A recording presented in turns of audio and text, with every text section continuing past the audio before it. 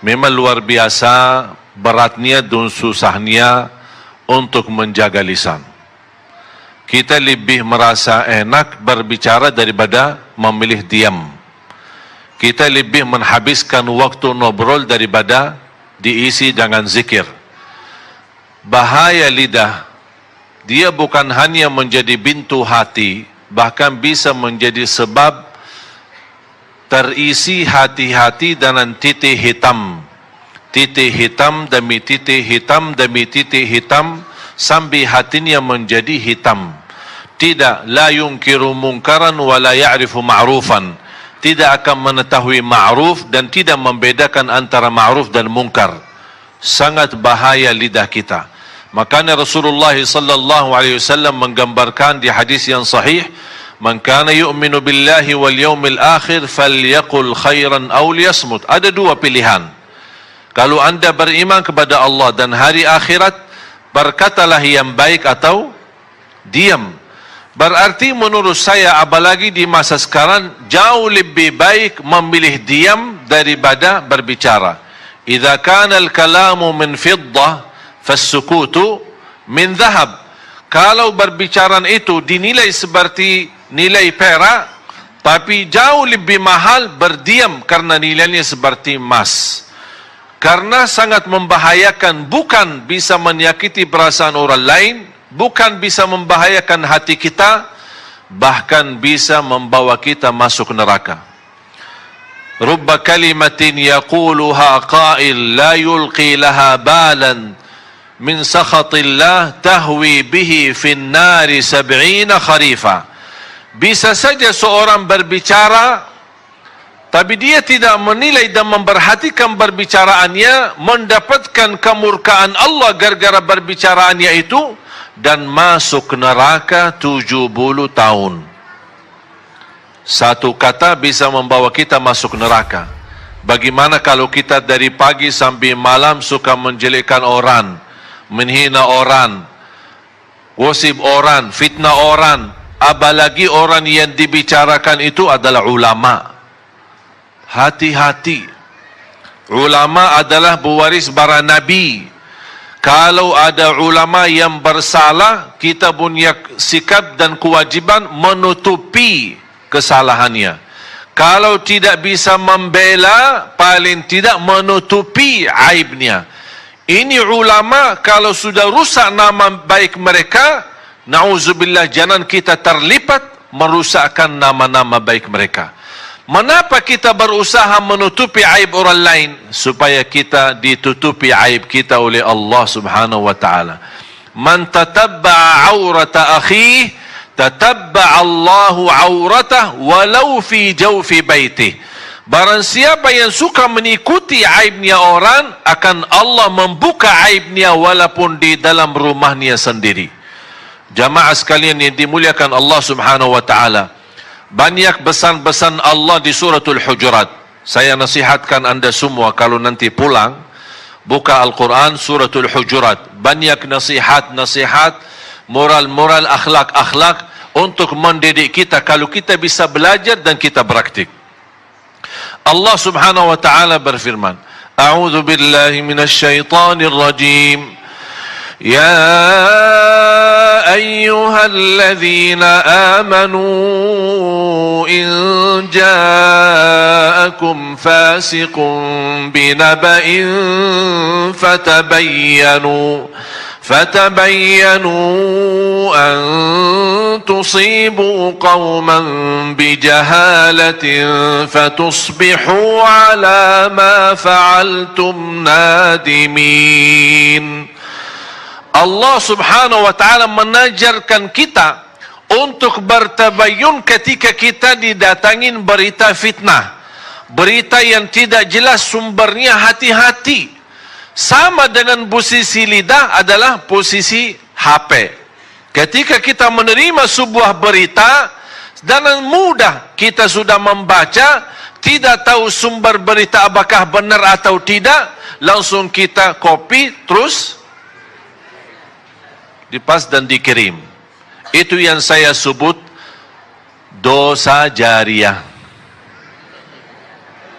Biasanya tahu apa? Sedekah jariah atau amal jariah. Ini dosa jariah.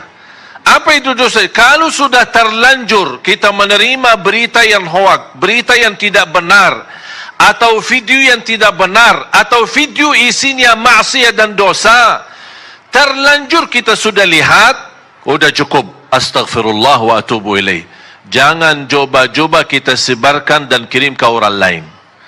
Kalau kita meninggal dunia, apa yang kita sudah kirim, itu yang menjadi terbuka buku amal kita dan menalirkan dosa-dosa sepanjang video itu masih berjalan. Na'udzubillahi min zalik.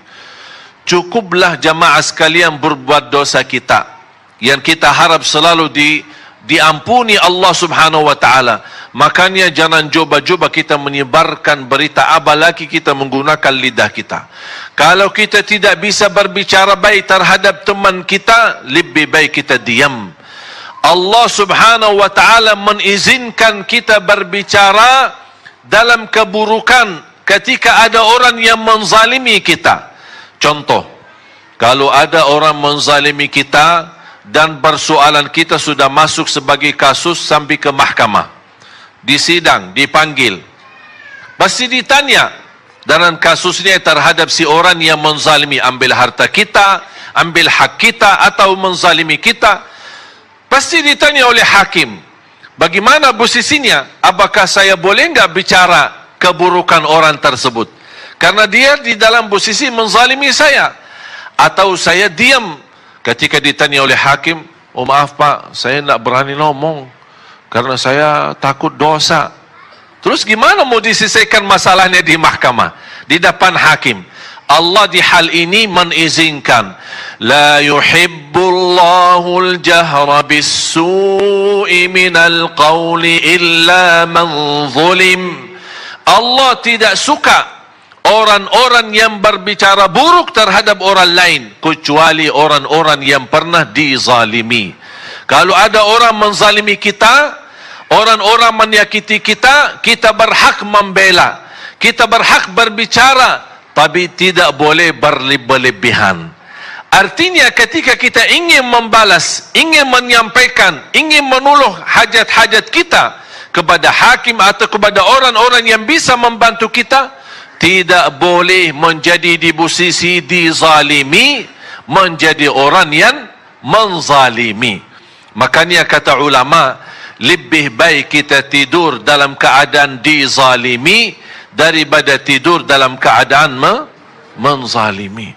Lebih baik kita dihina, kita dicaci maki, kita difitnah, tapi saya berusaha menjaga lidah.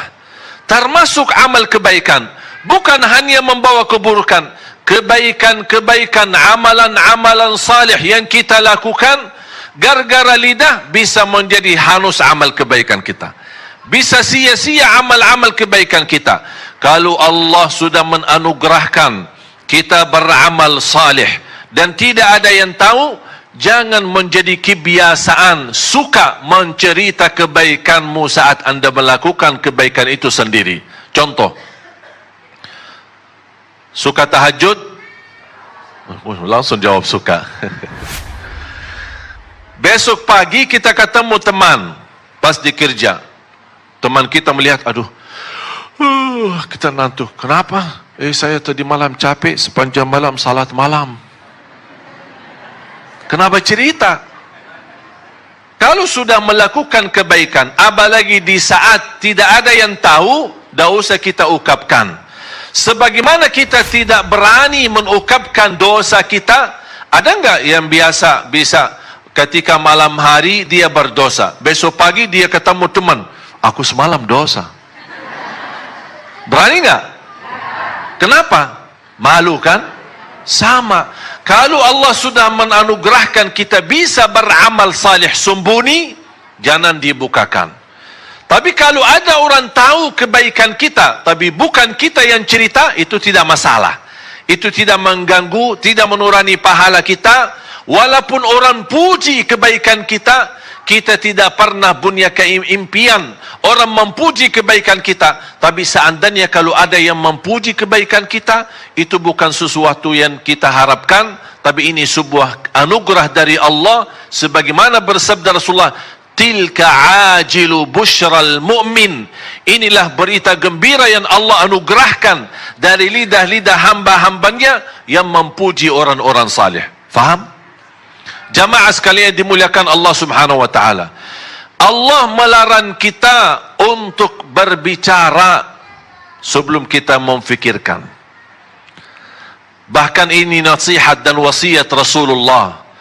Bahkan itu wasiat Sayyidina Ali bin Abi Talib radhiyallahu an, "Fakkir fima taqul, fa in kana khairan faqul wa illa faskut." Berfikirlah sebelum berbicara. Kalau itu baik, lanjutkan. Kalau tidak baik, lebih baik diam. Sebagaimana bahaya lidah, bisa satu keburukan yang kita ucapkan membawa kita masuk neraka 70 tahun. Tapi alhamdulillah sebaliknya, Allah memberikan dengan lidah yang ringan untuk bisa berzikir, amalan ibadah yang paling ringan, tapi di sisi Allah pahalanya paling besar. Amalan zikir hanya tugas lidah, gerakan lidah, tidak perlu wudu, tidak harus menghadapi kiblat, berdiri, duduk atau berbaring, dimanapun kita berada, biarpun ibu-ibu lagi halangan, masih bisa gunakan lidahnya untuk berzikir kepada Allah. Amalan ringan, mudah dibaca, mudah diingat, mudah dihafal, mudah diucapkan, tapi pahalanya sangat besar. Contoh sederhana, subhanallah wa bihamdi, subhanallahil azim. Dua kalimat, ringan di atas lisan, berat di atas timbangan, dicintai Allah, subhanallah wa bihamdi, subhanallahil azim. Makanya kita berusaha daripada isi yang buruk dan lidah kita selalu kesibukan untuk mengisi zikir supaya terhindar hati kita dari hal-hal yang membahayakan iman kita.